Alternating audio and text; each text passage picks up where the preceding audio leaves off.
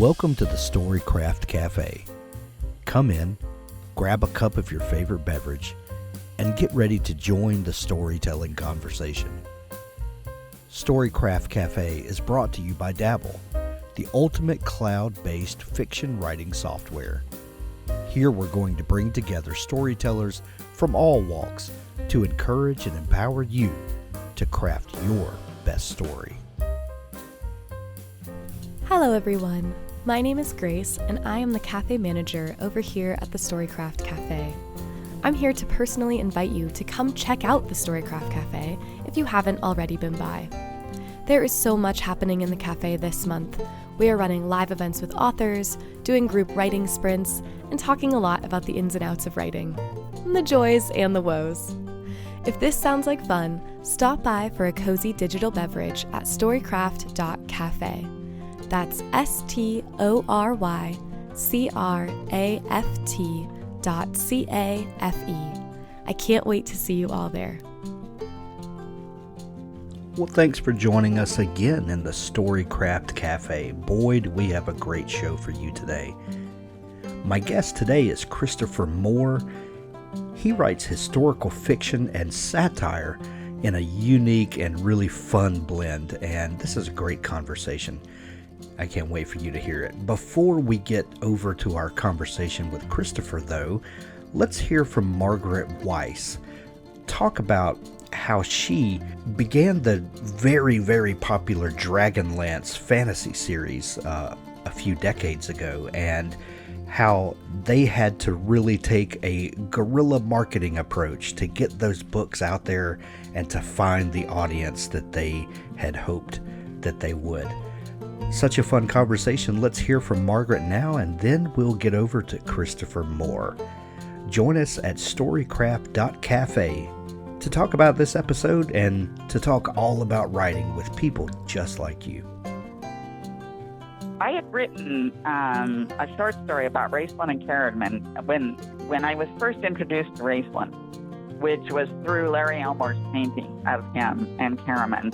My job at the beginning was I had all these characters, and I knew their stats, and I knew what they looked like because Larry and the artist had done these fantastic paintings, but I didn't know their background. That was my job to come up with that. So I knew Raceland had golden skin and hourglass eyes, and then he was called the Sly One, and then he had this twin brother who was perfectly normal looking. So I asked Larry, I said, okay, why does Raceland have golden skin and hourglass eyes? And Larry said, because it would look cool. So I had to come up with a reason, and that led me to understanding Raceland and Caraman and this codependent relationship they had, and Raceland just became a very real character to me. And so I wrote, they wanted a short story that publicized the novel, so I wrote The Test of the Twins that appeared in Dragon magazine, and which was the first Dragonlance story to go out on the market. And the story generated more mail than Dragon had ever received about a short story. So we knew that the gaming population was interested in this and kind of looking forward to it. But then our distributor at the time was Random House, and Random House told management that nobody would ever read this novel because who had ever heard of Margaret Weiss and Tracy Hickman? We were completely unknown. And so management came back, and this was supposed to have been a trilogy, but they came back and said, we don't think this is going to sell, so we're only going to put out one book, and you have to put an ending on it. It can't be a trilogy, so that's why it ends with the wedding of Riverwind and Goldmoon. At about that time, the company was going through more financial upheavals. Gary came back. The Blooms were gone. At one point, a lawyer had taken over the company. I don't remember why. In the middle of all this, they fired the marketing department. And so Tracy and I not only wrote our book, but we were left to promote it, which is why we ended up doing a reader's theater at Gen Con, talking about the reading portions of the book.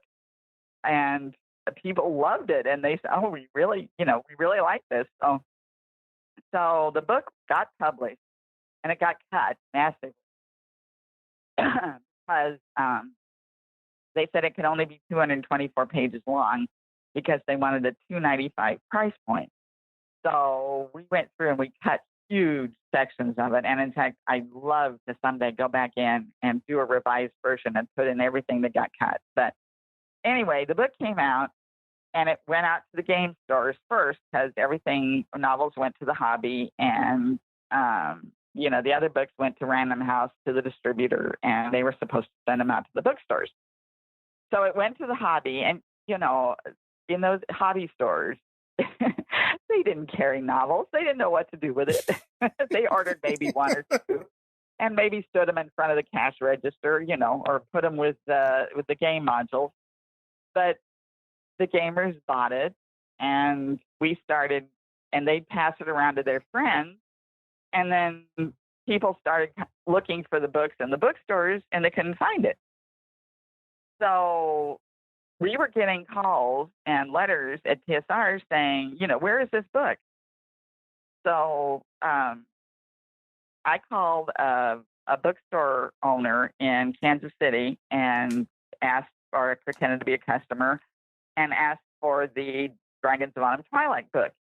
And the buyer said, she said, I wish I knew where to get that. I'm getting calls for that, and I don't know where. I don't know who publishes it. I don't know anything about it, but people want to read it. So I went and told Jean, and Jean said, okay, call the fantasy buyer at Barnes & Noble and offer to send him a book. Find out his name and address, and we'll send him a book.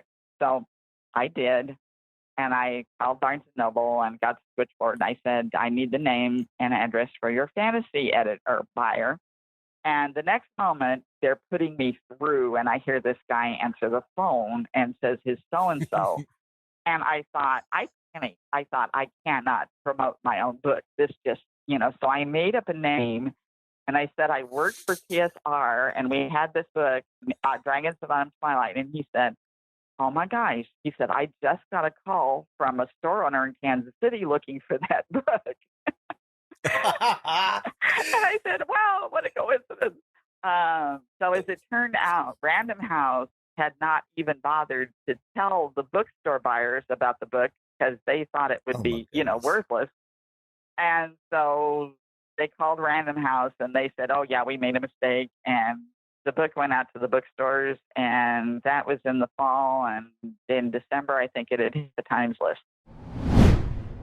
Today, I'm super excited to have Christopher Moore on the show with me to talk about his brand new book, Razzmatazz. And this is such a fun book.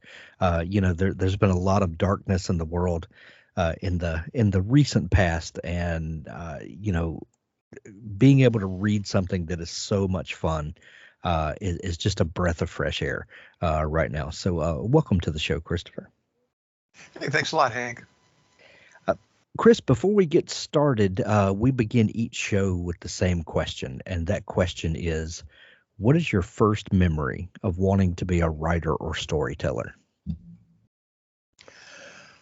My first memory of actually wanting to be a writer goes back to probably, I want to say 6th grade.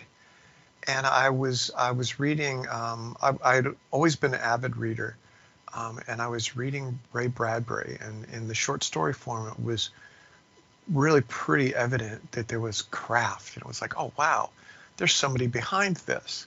Right. And I thought, man, I would love to do that. And of course did it in school assignments and stuff. And I would I was doing then actually what I sort of do now, which was just rewriting myths and that I had been reading about, like Greek myths and stuff, and writing them into a modern day context.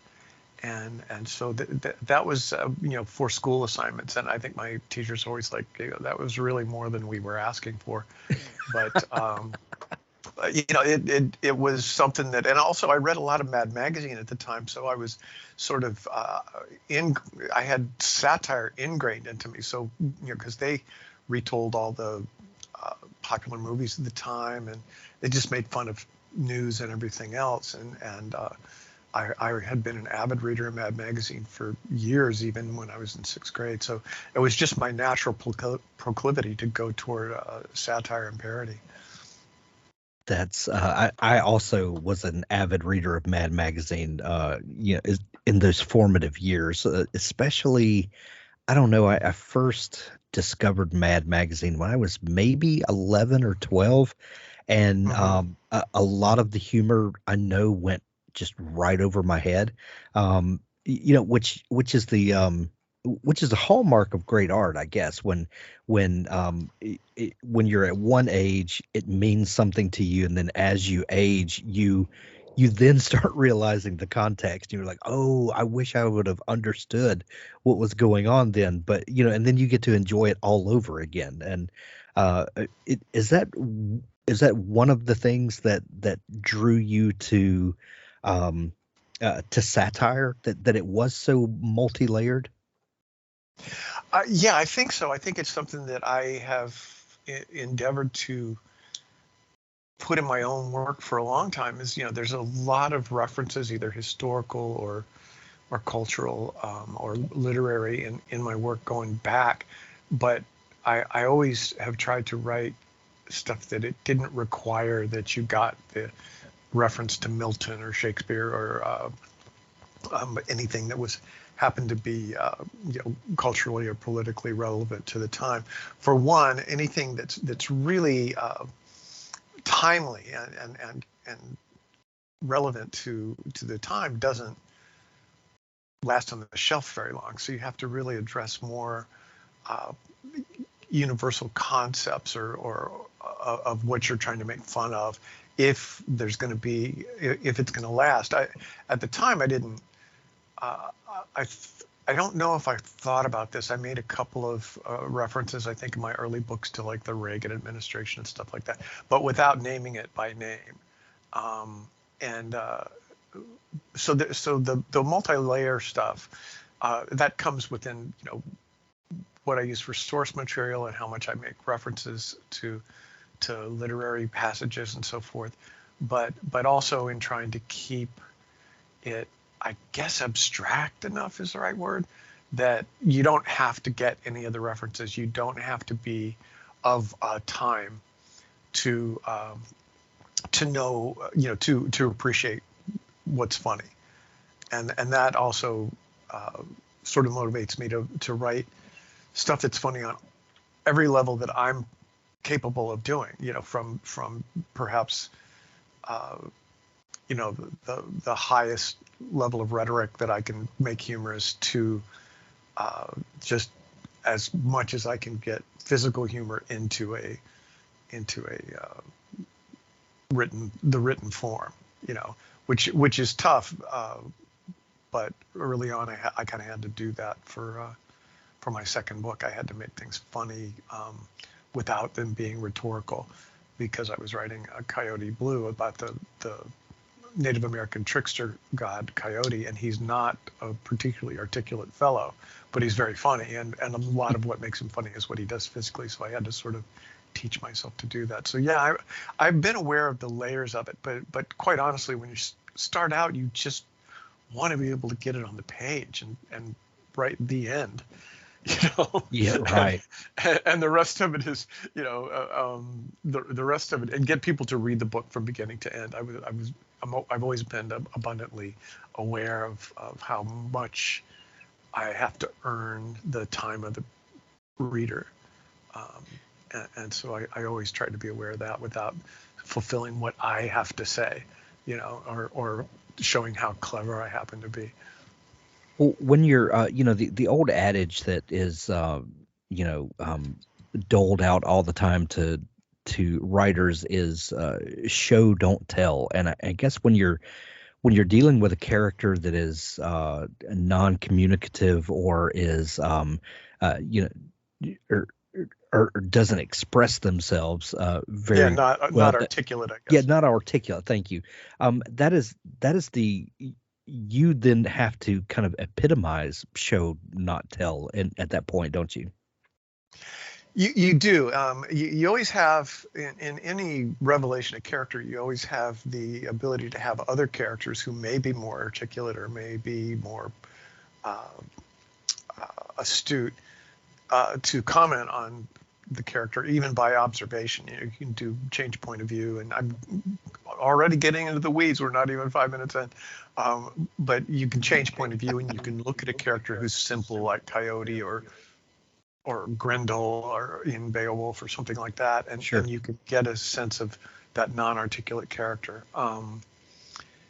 But yeah, it was particularly. I mean, when I started to do Coyote, I didn't realize I'd be facing that, and it was only my second book. But so everything was new. It wasn't like, oh yeah, I have a complete pattern on how I do this, and now I'm going to have to learn a new thing. It was like everything I learn is basically new except the chapter numbers. But it's a challenge to write physical comedy in prose. And make it work. And so you teach yourself your craft as you go along. You realize that a lot of what's going to be funny may be just your choice of verbs, and those words that sound funny and so forth. And that's not a goal. Everybody's goal is not to write funny books, but mine happens to be. So Yeah. you try to find all the different ways to evoke a smile in your reader. Sure. In 1992, you published Practical Demonkeeping, your first book. Was that the first book that you had written? It was the first book I had finished. I had written some pretty glorious chapters 1 and 2. And then as most writers have. Yeah, and then I would rewrite them, ad infinitum, and then I would never get to chapter 3 or 4. And so when I set out to write Practical Demonkeeping, I told myself I'm not going to rewrite a word until I'm finished with the first draft. And I'm sure that was advice I got from some writing teacher along the way, at a workshop or something.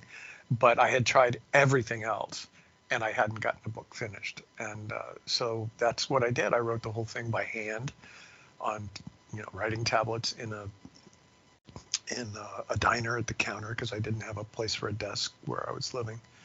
And I would never go back more than about a paragraph to rewrite anything. And so I just made notes in the margins. Okay, go back and change, Robert's last name in chapter 3, that kind of stuff. Or, you're going to have to set this up so that when I actually went to rewrite it and put, at that point, it was just put it into a computer. I could fix those things in retrospect. And by the end of the book, I'd forgotten the characters' last names, and I would just, put a line after their first name if I needed it, and so forth. But the whole goal was just getting it done, and it really was my first novel. I'd written short stories before. I published, I think, one. But I knew I'd never be able to make a living as a writer if I didn't write novels. So that was really the goal. That's very interesting to me that up until that point you had not finished a novel, but you came to the realization that you had to stop dinking with it, and you had to get through and leave yourself notes. What was the realization that you came to? There comes a point where you realize, I can edit a finished manuscript, but I can't edit, this kind of forever work in progress. It's that I have to get something finished so that then I can go back and make it better. What was that realization like for you? I think it like many things when you're starting out, I think it was just taking a leap of faith. And as I said, I kind of tried everything else, and I knew I needed to finish a book. Your first book, you can't write a proposal. They don't have, and then get a book deal because they don't know if you have any talent. Their first question is going to be, well, can you finish a book? If you can, finish it and then send it to us, and we'll tell you whether we like it or not. And so I knew that question was always going to be there, because my goal was not, my goal became to finish a book because I had to finish a book in order to become a novelist, and I had to become a novelist in order to make a living as a fiction writer. So And the revelation came to me, I think, with just turning 30 and not having had very much success as a writer, and realizing that a lot of it is I didn't have a material to be successful with, you know. So it wasn't a light going off. It was just basically I'd failed at everything else if the goal was finishing a book. And so I thought, okay, I'm going to do sort of these old adages that I've been hearing for years, write every day. And, when you write, when you edit, and don't do both. Although some authors really are very successful at, they start their day with editing the thing they wrote yesterday, and then they go into today. And that didn't work for me. Like I said, it wasn't like a light bulb going off. It was like all the other light bulbs went out, and it was like, okay, you got to try this now. And that was, so it was revealed slowly to me rather than a sort of a lightning bolt outside of Damascus.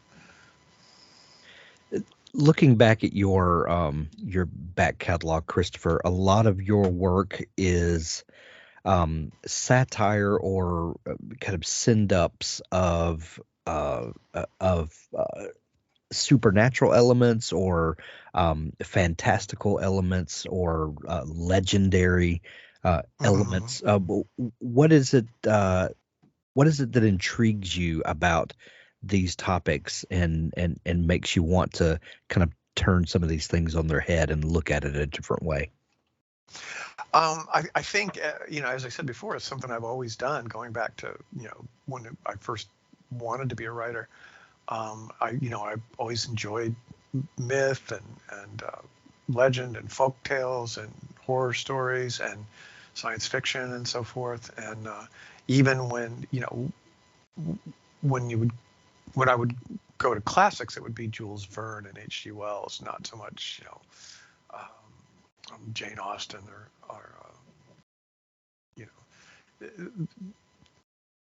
Thomas Hardy or anything like that. It just was it was what I grew up into, and I fancied myself originally a horror story writer, and I wrote some horror stories to take to a writers conference. My girlfriend at the time was in the early 80s. She said, well, there's this writers conference here in Santa Barbara, and you always said you used to write, so you should go to that thing. And I was like, okay. So I wrote some stories, and I took it to that thing, and in the workshops, I read my horror stories, and everybody laughed at them and in the way I turned to phrase. And I thought, well, I guess this is what I do. And so it sort of became natural that I would take those things that I enjoyed, things with a supernatural element or fantastic element, and try and make them funny. And my goal with Practical Demonkeeping, my first book, as I remember, kind of sitting on, in the living room with a friend of mine who was also a writer, and saying, I want to do for horror what Douglas Adams did for science fiction. And so that was my goal, I guess, and I had some success with it. And so I thought, well, I'm going to keep doing that. And here we are with 18 books later. I've always thought that there was an interesting connection between horror and comedy, or and I don't necessarily mean slapstick comedy, but horror and a sort of wry humor go hand in hand a lot of times. Why do you think that is, and why do you think that has worked so well for you across so many volumes? Cough button. I think it's whistling in the graveyard. I think that when you become uneasy and full of tension, that we all long to have the tension relieved, and so I think that's where the natural. I think that's where the natural tendency to equate comedy and horror, and I think that it's such a relief. And also, when you find yourself in a situation where you're faced with a werewolf or a vampire or a sea monster or whatever the various silly things that I've written about, it's absurd. And I try to write about normal people in extraordinary circumstances. Just your average person on the street doing a job, and then some weird thing happens to them, and you're naturally going to think this is absurd, this is ridiculous, and at some level it is, and it seems to be the only. For me, it's the only way that a sane person is going to react to something like a ghost is suddenly talking to you, or there's a sea monster there, and you're not immediately maybe in danger, but this is ridiculous. And so I think that's it's certainly in my case, that's where the humor comes from. It's just people being in an extraordinary circumstance and reacting with humor. I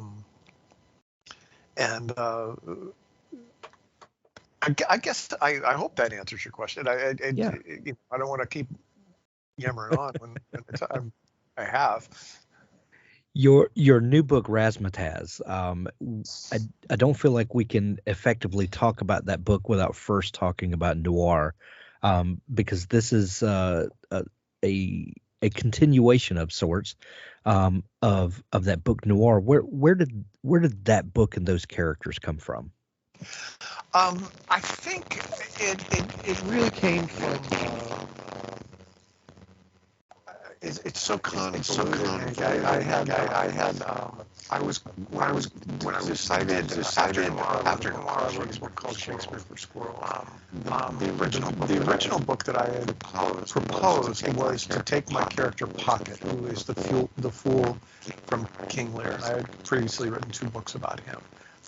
Fool, which is King Lear retold from the fool's point of view, and the Serpent of Venice, which is Othello and the Merchant of Venice told from the point of view of this same fool who has gone to Venice. And so I wanted to write a story of A Midsummer Night's Dream with the same fool.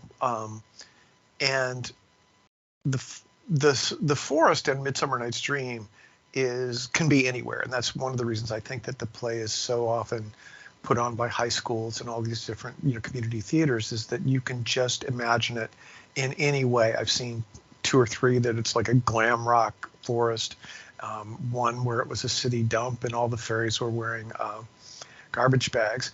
And what I thought is to have this late medieval, early Renaissance fool be transported to a forest that was like Golden Gate Park, and it was in the 1940s, and so everybody talked like tough guys, or 1930s maybe, like tough guys in Jimmy Cagney and Humphrey Bogart movies, and all the fairies were like dames, and or flappers or something like that, and he had to deal with the whole aspect of automobiles and radios and telephones and firearms and all the things that didn't exist in his time.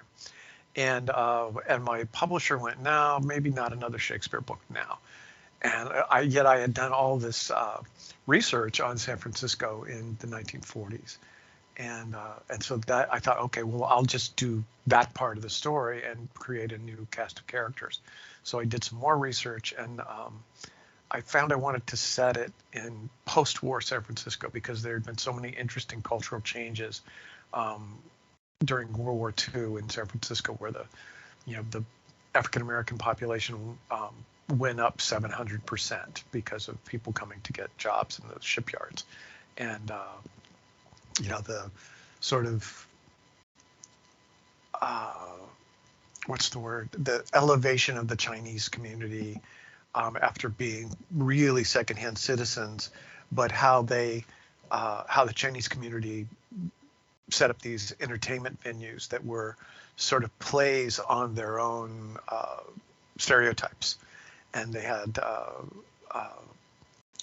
I guess, Asian drag is a term I just made up, but they would have like Chinese Andrew Sisters, Chinese and Frank Sinatra, all these different Chinese entertainers in these clubs like the Club Shanghai, which is where one of the characters works in the book.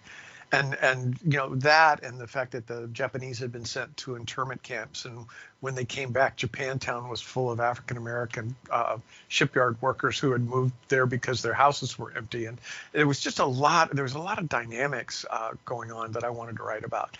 And so I created characters sort of using noir tropes, and those are in fiction noir, like Jim Thompson. There's almost, and James M. Cain.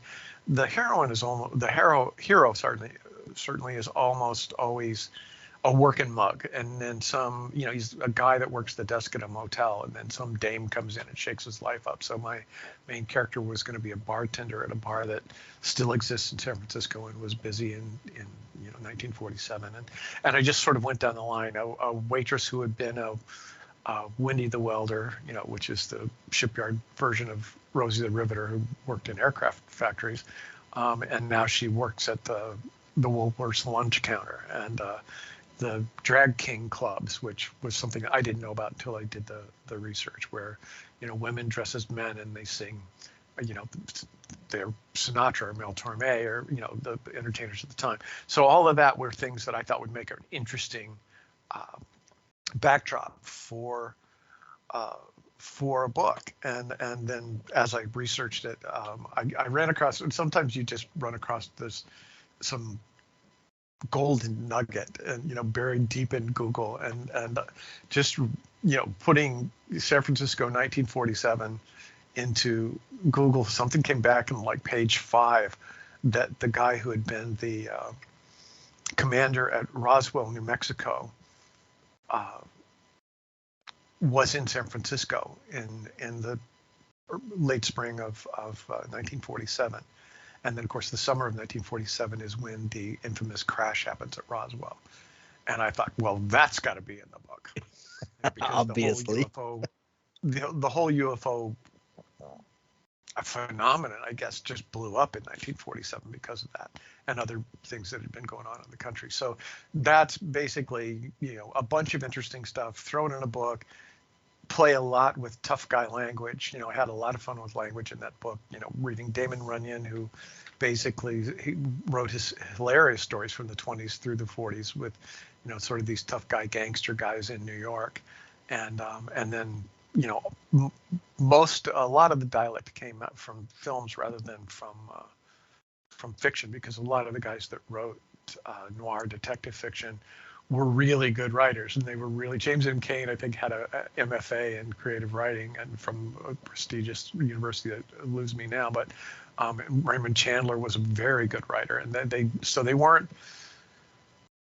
portraying their characters that much as talking in dialect the way that the guys writing for film were. And so that was how noir came about, and it's the story of a group of sort of misfit friends post-war trying to get by in San Francisco. And I think that Razzmatazz, as you said, it's a continuation, but I don't know that it's necessary to have read noir. I mean, I have to talk to somebody who hasn't read noir and reads Razzmatazz, but I think that it pretty much stands on its own and takes off from the first page, and then we sort of get filled in as you go along hopefully without sitting people down and going, okay, in our first episode, this is what happened. But, right. So, Christopher, when you found a time period that has piqued your interest, and you start identifying some of the unique elements, the things that made up culture in this particular time, and then you start researching, and you find interesting little historical tidbits like the Roswell connection, and that there are all of these sorts of elements that start to develop plot and give the characters some sort of trajectory. When does the writing actually begin, the drafting? Let me rephrase that, because I do believe that research and the act of kind of immersing yourself in the story and thinking about it, those things can be writing also. But then there comes a point where you sit down at the keyboard and you start drafting the novel. Talk a little bit, if you will, about that transition from getting yourself prepared, getting yourself immersed in the time period, in the characters, in the events, and moving from there to the actual drafting of the story? I think the there's writing going along as I create the characters and as I work on the characters all along, like even before I've put a structure on it, because you just imagine situations, and this is a reason, one of the reasons I researched these books, even though nobody's expecting to have to pass a test after they finish reading one of my goofy books, but I try to get the historical stuff in because my default reaction is humor. I try to find something funny when I learn something new, or that maybe that's just how I react. And so by exposing myself to all this stuff that's new to me, I may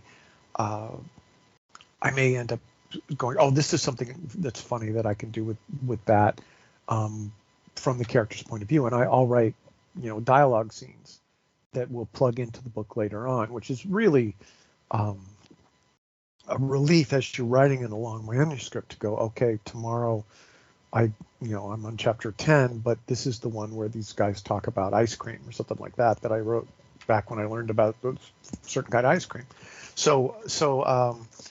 But there is a point where I realize I just have to start writing the book. I've got enough. And that usually hinges on having an idea of having a beginning, a middle, and an end. And I may not know entirely how I'm going to get to the end, but I have some idea what it's going to be. And then there's signposts along the way. I work in a timeline format more than an outline, A subparagraph B kind of thing. And so I'll have, if you were looking at a ruler, I'll maybe I know what the beginning is, and then about 2 inches in, there's an event that happens, and I sometimes will use a 3-act structure, and if it looks like it's going to be a longer book, a 5-act structure, and that's almost never pointed out to the reader. The act structure is usually for me. I've always maintained that chapters are for writers. They're not for readers. They're so that you can divide up the enormous task of having to write a novel. It's like I only have to write a paragraph today, or a scene today, or a chapter today. I don't have to write 400 pages today. Pardon me, I coughed my. So it really just becomes like a critical mass. It's like, okay, I've gone from researching to digging around.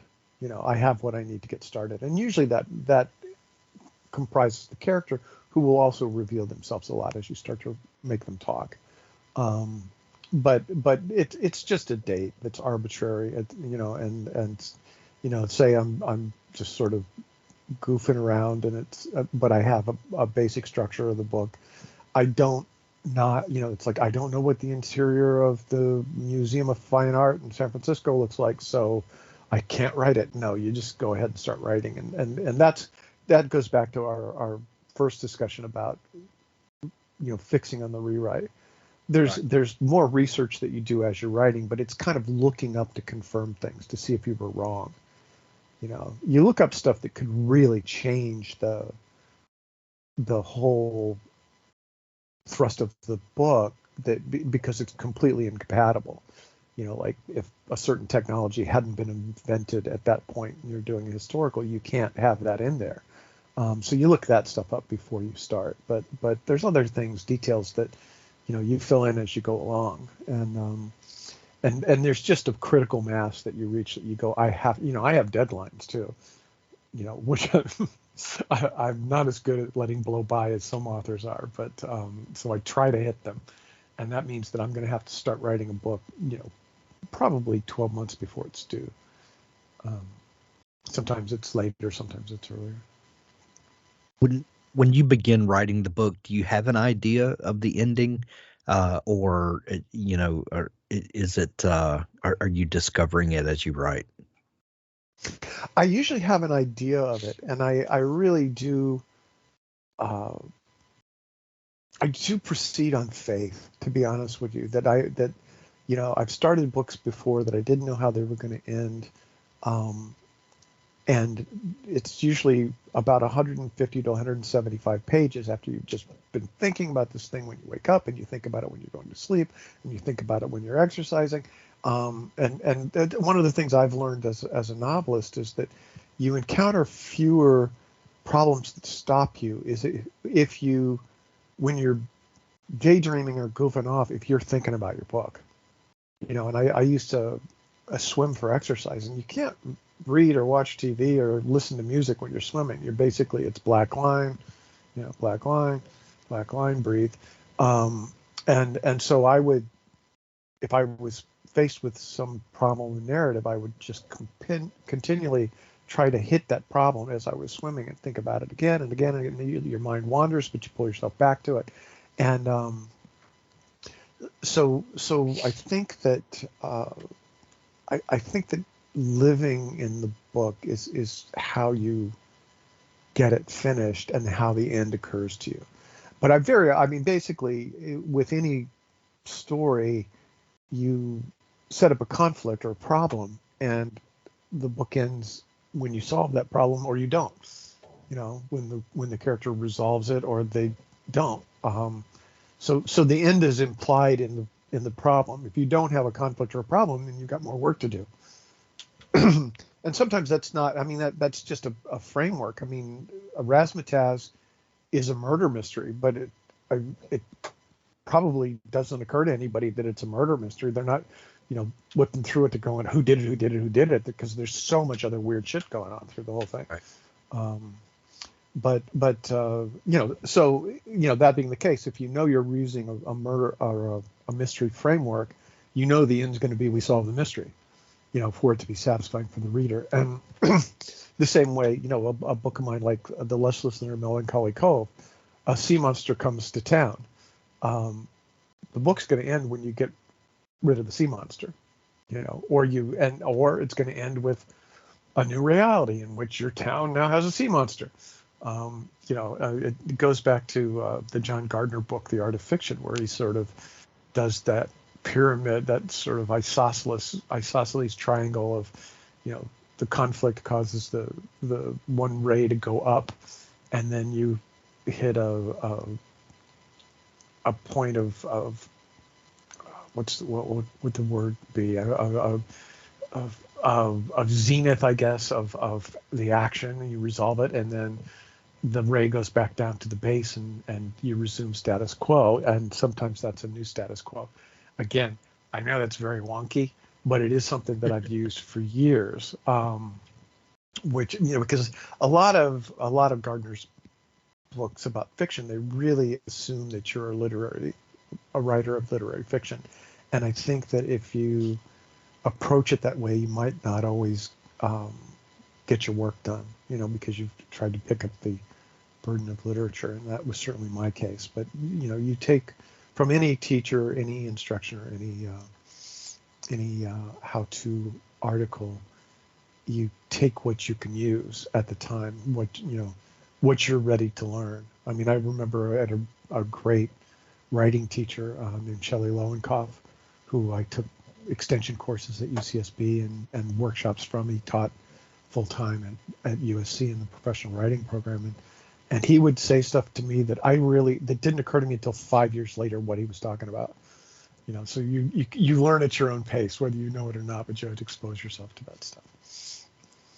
If the 1947 Roswell incident was and the connection that you discovered to San Francisco, if that became the a sort of inciting incident, if you will, that brought noir to life, was there a similar incident or something that kind of springboarded razzmatazz into your imagination?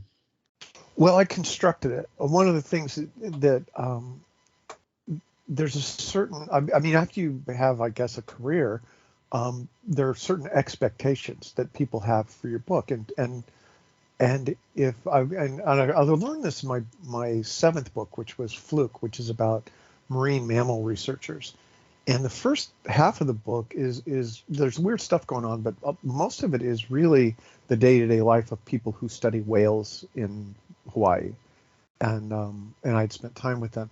And when the book came out, I found out that there were people who really loved the first part, or they really loved the second part where stuff gets really weird. And I realized that there was an expectation that something weird is going to happen in my books, and something supernatural or hyper scientific, like aliens or something like that. And so I looked for that element for noir. Well, in Razzmatazz, it went from sort of pseudoscientific aliens to more mythical. And San Francisco has the largest community of Chinese outside of China, and I live 3 blocks from Chinatown.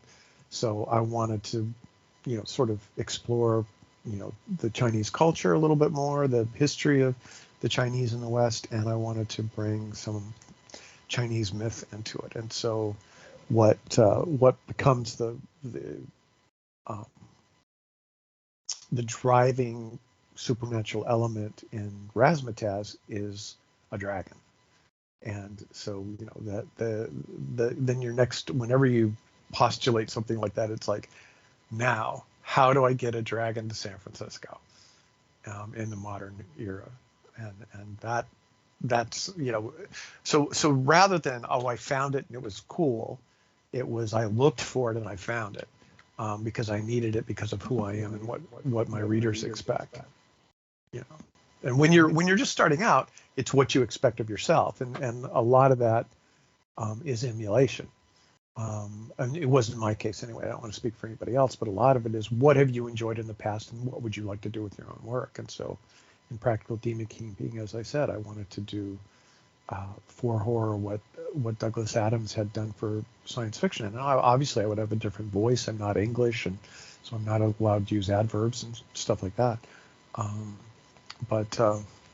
So in Razzmatazz, it was just looking for that element and finding it in Chinese myth. Starting with noir and now Razzmatazz, you have really built a world that is so much fun, where literally anything can happen. Are you planning more books in this quote unquote world and in this timeline? Will we see more stories from here? I don't have anything planned, Hank, but I'm not close to it. I like the characters a lot. And one of the things that I've found over the years is that if I create characters that I like writing, then it's fun to go back and write more of them, and so very often, I think in only one case I've done a bunch of sequels or even committed trilogies, and but I haven't planned the second book, and I didn't plan Razzmatazz, quite honestly.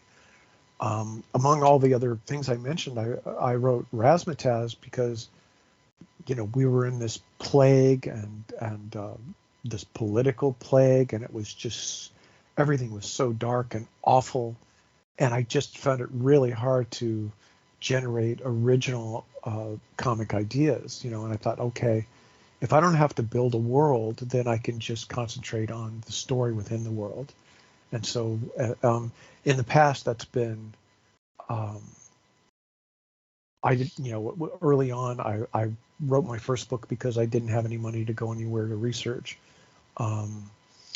And since then, there's been times when I've written books set in the same setting because I didn't have any money, or there was a deadline on me and I didn't have time to research a new location. Because there's a lot of things, even seasonal, that'll affect your research. Like when I did the whale book, you had to go to Maui in the wintertime, tough job. But it was, if I was going to get that book finished in time, I had to be in Maui in the late winter, early spring months, and see how these scientists work.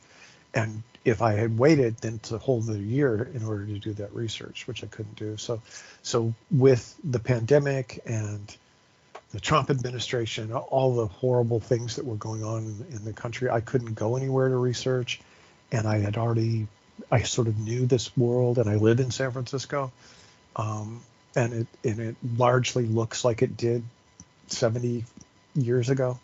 So that's a reason that I'll return, and I would return again. As I said, I like the characters a lot, and if there's a response to it, if my readers like it a lot, then I might go back. Well, Razzmatazz is so much fun, and whether you choose to read noir first and then Razzmatazz, or read them out of order, you definitely should read both. And like you said earlier, I do think that Razzmatazz stands on its own, and I think you could read them in any order that you want, but that they're so much fun. Razzmatazz is available everywhere now. When you're hearing this, you can run out and grab it at your local bookstore, or we're going to have links to it where you can get it in Kindle edition, or is it going to be available in Audible audiobook? I'm assuming that it will. Yeah, Johnny Heller is reading it, who did the first book, and he's really terrific. He does like one of the characters, Eddie Shue, Johnny does in the voice of Jimmy Cagney, which a lot of readers won't know if they didn't watch 30s movies, but it cracks me up every time I hear it. He does a great job with the 40s dialect, the 40s tough guy dialect. So it will be on Audible on the same day that it's released. So much fun. Christopher, if people are just discovering you and want to dig into all the great stuff that you're up to, and go through your massive back catalog, where can they find you online and dig into all the stuff you do? chrismoore.com will get you in the door. I have a Twitter feed, which is the author guy. It's distinctly obscene and probably more political than it should be. And I'm on Facebook, I think, as the author guy, or you can just put in Christopher Moore and find me. I'm less active on Facebook because everybody is mad all the time. And so I just put kind of announcements up there. But I'm out there. I mean, the first thing that should come up if you just Google Christopher Moore is chrismoore.com. And there's a bunch of other Christopher Moores who are authors. So if there's an initial after Christopher, it's probably not me. So I don't live in Thailand as one of the Christopher Moores, and I'm not a Canadian sociologist as another Christopher Moore, and I'm not an African-American guy who writes Christmas books who's another Christopher Moore. So I'm the one that's at chrismoore.com. Excellent. We'll be sure to send people there to find you. Chris, Razzmatazz is so much fun.